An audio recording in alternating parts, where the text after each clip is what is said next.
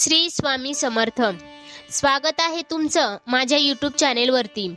आजचा दिवस तुम्हाला खूप छान जावो हीच स्वामींच्या चरणी प्रार्थना करते आणि आजच्या नवीन व्हिडिओला सुरुवात करते। 13 डिसेंबर पासून मार्गशीर्ष महिन्याची सुरुवात झालेली आहे। मार्गशीर्ष संपूर्ण महिना हा महालक्ष्मीला समर्पित मानला जातो। महालक्ष्मीला प्रसन्न करून घेण्यासाठी, आपल्या इच्छा पूर्ण करण्यासाठी प्रत्येक घरात स्त्रिया महालक्ष्मीचं व्रत हे मनोभावे करत असतात।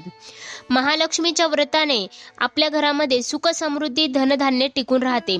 मराठी महिन्यामध्ये असणारा 9वा महिना मार्गशीर्ष हा भागवत गीतामध्ये सांगितल्याप्रमाणे सर्वात श्रेष्ठ मानला जातो, कारण हा महिना भगवान श्रीकृष्णांना खूप प्रिय आहे। तर आजच्या या व्हिडिओमध्ये मार्गशीर्ष आपल्याला अशा झाडाला स्पर्श करायचा आहे।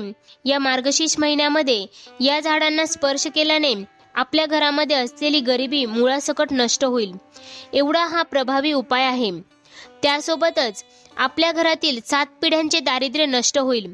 तर असा हा उपाय मी तुमच्यासोबत शेअर करणार आहे, त्यामुळे व्हिडिओ स्किप न करता शेवटपर्यंत बघत राहा। चॅनेलवर पहिल्यांदा आला असाल तर व्हिडिओला लाईक करून चॅनेलला सबस्क्राईब करा, बेल आयकॉनही प्रेस करा, जेणेकरून मी जेव्हाही नवीन व्हिडिओ अपलोड करेल तेव्हा त्याचं नोटिफिकेशन सगळ्यात आधी तुम्हाला मिळेल। तर बघा, धार्मिक शास्त्रानुसार अशी काही झाडे आहेत की जी खूप पवित्र आणि पूजनीय मानली जातात। शास्त्रानुसार काही झाडांमध्ये दैवी आणि चमत्कारिक शक्ती असते असं मानलं जातं। जर आपण मार्गशीर्ष महिन्यामध्ये या 5 झाडांची पूजा केली तर आपण श्रीमंत व समृद्ध जीवन जगू शकतो। आणि म्हणूनच आपल्या या मार्गशीर्ष महिन्यामध्ये गुरुवारी, शुक्रवारी किंवा इतर कोणत्याही दिवशी आपल्याला या 5 झाडांना स्पर्श करायचा आहे।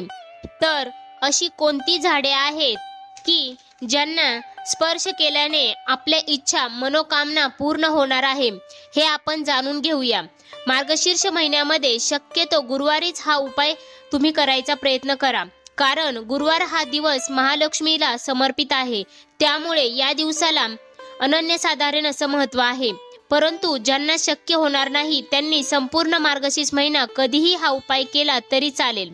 तर मार्गशीर्ष महिन्यामध्ये आपल्याला ज्या झाडाला स्पर्श करायचा आहे ते पहिलं झाड म्हणजे शमीचं झाड। शास्त्रानुसार शमीचं झाड अत्यंत पवित्र आणि शुभ मानलं जातं। शमीचं झाड हे आपल्या घरामध्ये असायला हवं। ज्याप्रमाणे तुळस अंगणामध्ये असते, अगदी त्याचप्रमाणे शमीचं झाड सुद्धा आपल्या अंगणामध्ये असायला हवं। हे झाड जर आपल्या घरात असेल तर आपल्या घरामध्ये समृद्धी वाढते। या झाडाला स्पर्श करून तुमची जी काही इच्छा आहे ती शमीच्या झाडासमोर व्यक्त करायची आहे। शमीच्या झाडाला मार्गशीर्ष महिन्यामध्ये स्पर्श केल्याने सर्व दोषांपासून मुक्तता मिळते। त्यानंतरचं दुसरं झाड आहे ते म्हणजे पिंपळाचं झाड। शास्त्रानुसार पिंपळाचं झाड हे खूप महत्त्वाचं मानलं जातं। पिंपळाचं झाड जे आहे ते 24 तास ऑक्सिजन रिलीज करतं। ज्याप्रमाणे आरोग्याच्या दृष्टीने हे झाड महत्त्वाचं आहे, अगदी त्याचप्रमाणे आध्यात्मिक दृष्ट्या देखील हे झाड महत्त्वाचं आहे।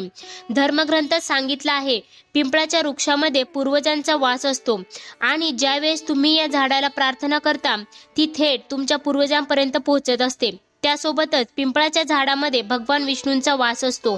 त्यामुळे मार्गशीर्ष महिन्यामध्ये आपल्याला कलशात थोडं पाणी घ्यायचं आहे, त्यामध्ये थोडेसे पांढरे तीळ टाकायचे आहे आणि हे पाणी आपल्याला पिंपळाच्या मुळाशी अर्पण करायचं आहे।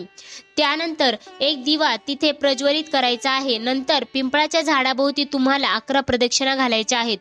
या प्रदक्षिणा घालत असताना ओम नमो भगवते वासुदेवाय नमः या मंत्राचा जप करायचा आहे। असा जप केल्याने व हा दिवा लावल्यामुळे तुमच्या घरामध्ये देवी लक्ष्मी प्रसन्न होते, सुख शांती टिकून राहते। त्यामुळे पिंपळाच्या झाडाची अशी पूजा आपल्याला मार्गशीर्ष महिन्यामध्ये करायची आहे। त्यानंतरचं जे तिसरं झाड आहे ते म्हणजे तुळस। आपल्या प्रत्येकाच्या अंगणामध्ये, घरामध्ये तुळस ही असतेच। तुळशीला हरिद्रिया म्हणतात, कारण ती भगवान श्री हरी विष्णूंना प्रिय आहे। त्याचबरोबर देवी लक्ष्मीचं दुसरं रूप म्हणजे तुळस। प्रत्येक गुरुवारी तुळशीसमोर उपाय केल्याने आपल्या घरामध्ये धनवृद्धी होते। प्रत्येक गुरुवारी आपल्याला तुळशीला हळद आणि कच्चं दूध अर्पण करायचं आहे। त्यासोबतच शुद्ध गाईच्या तुपाचा दिवा लावायचा आहे। असं केल्याने आपल्या घरामध्ये श्रीमंती वाढते, दुःख दूर होतात आणि लक्ष्मी प्रसन्न होते। दिवा लावल्यानंतर तुळशीला आपल्याला 11 प्रदक्षिणा घालायच्या आहेत आणि तुळशीसमोर आपल्याला प्रार्थना करायची आहे. ओम नमो भगवते वासुदेवाय नमः या मंत्राचा हात जोडून जप करायचा आहे. आपल्या घरावर येणारी संकट, विघ्न दूर व्हावीत यासाठी आपल्याला प्रार्थना करायची आहे. तुळस ही अशी वनस्पती आहे जी संकेत देत असते. आपल्या घरावर येणारी संकटे ती ओळखते. म्हणूनच बऱ्याचदा खूप काळजी घेऊनही तुळस सुकते. याचं कारणच ते आहे, आपल्या घरावर येणारी सर्व संकटे, विघ्न तिने स्वतःवर घेतलेली असतात. दैवी संकेत देणारी ही तुळस अतिशय महत्त्वाची मानली जाते. आपल्या घरामध्ये सकारात्मक ऊर्जेला प्रवेश करून देते. नकारात्मक व वाईट गोष्टी ती स्वतःमध्ये ओढून घेते. एवढी ही प्रभावी आहे. त्यानंतरचं 4थं झाड म्हणजे बेलाचं झाड. तर याच बेलाच्या झाडाला आपल्याला मार्गशीर्ष महिन्यामध्ये स्पर्श करायचा आहे. भगवान शिवांना बेलाचे पान अतिशय प्रिय आहे. त्यामुळे या महिन्यामध्ये बेलाच्या झाडाला स्पर्श करून काही उपाय आपण केल्याने श्री भगवान शिवशंकराची कृपा आपल्यावर होते. भगवान शंकर हे खूप भोळे आहेत. आपल्या भक्तांच्या मदतीला ते धावून येत असतात. त्यामुळेच आपल्याला हा उपाय करायचा आहे. सगळ्यात आधी बेलाच्या झाडाजवळ आपल्याला जल अर्पण करायचं आहे. त्यानंतर एक दिवा प्रज्वलित करायचा आहे. धूप, दीप, अगरबत्ती ओवाळून घ्यायची आहे. त्यानंतर 11 प्रदक्षिणा घालायच्या आहेत. पुरुष जर ह्या प्रदक्षिणा घालत असतील तर ओम नमः शिवाय या मंत्राचा जप करायचा आहे. स्त्रिया जर प्रदक्षिणा घालत असतील तर नमः शिवाय या मंत्राचा जप करायचा आहे. त्यानंतर बेलाच्या उजव्या खोडाला स्पर्श करून आपल्या मनातील इच्छा व्यक्त करायची आहे. बेलाच्या झाडाजवळ आपण ही इच्छा व्यक्त केल्याने ती साक्षात शिवशंकरांपर्यंत पोहोचते. कारण बेलाच्या झाडामध्ये शिवांचा वास असतो. त्यामुळे मार्गशीर्ष महिन्यामध्ये बेलाच्या झाडाला स्पर्श करून आपल्या इच्छापूर्तीसाठी हा उपाय करायचा आहे. त्यानंतर 5वे झाड आहे ते म्हणजे उंबराचं. त्यालाच आपण औदुंबराचं झाड असेही म्हणतो. औदुंबराच्या झाडामध्ये साक्षात दत्तात्रेयांचा वास असतो. मार्गशीर्ष पौर्णिमेला अतिशय महत्त्व आहे. मार्गशीर्ष पौर्णिमेच्या दिवशी दत्त जयंती साजरी केली जाते. त्यामुळे दत्त जयंतीच्या आधी कधीही औदुंबराच्या म्हणजे उंबराच्या झाडाला स्पर्श करून आपल्याला एक उपाय करायचा आहे. हा उपाय करण्यासाठी आपल्याला एक कलश पाण्याने भरून सोबत न्यायचा आहे. त्या कलशात कच्चं दूध व चिमूटभर हळद घालायची आहे. त्यानंतर एक गाईच्या शुद्ध तुपाचा दिवा आपल्याला सोबत न्यायचा आहे. तिथे गेल्यानंतर औदुंबराच्या झाडाला आपल्याला स्पर्श करायचा आहे. त्यानंतर झाडाला आपल्याला कलशातून पाणी अर्पण करायचं आहे. दिवा प्रज्वलित करायचा आहे आणि औदुंबराच्या झाडाला 11 प्रदक्षिणा घालायच्या आहे. घालत असताना दत्तात्रेयांच्या प्रभावी मंत्राचा जप करायचा आहे.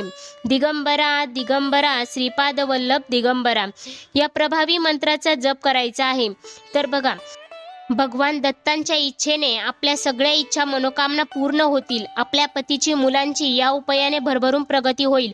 एवढा हा प्रभावी उपाय आहे. मार्गशीर्ष पौर्णिमेपर्यंत कधीही हा तुम्ही उपाय करू शकता. सांगितल्याप्रमाणे या 5ही झाडांना स्पर्श केल्याने आपल्या घरात असलेली गरिबी मुळासकट नष्ट होते. 7 पिढ्यांचे दारिद्र्य नष्ट होते. एवढा हा प्रभावी उपाय आहे. कोणत्याही दिवशी मार्गशीर्ष महिन्यामध्ये या झाडांना स्पर्श करून हा उपाय करायला विसरू नका. अजून काही शंका असतील तर कमेंट करून विचारू शकता. आजचा व्हिडिओ तुम्हाला कसा वाटला हे कमेंट करून नक्की सांगा. तोपर्यंत धन्यवाद.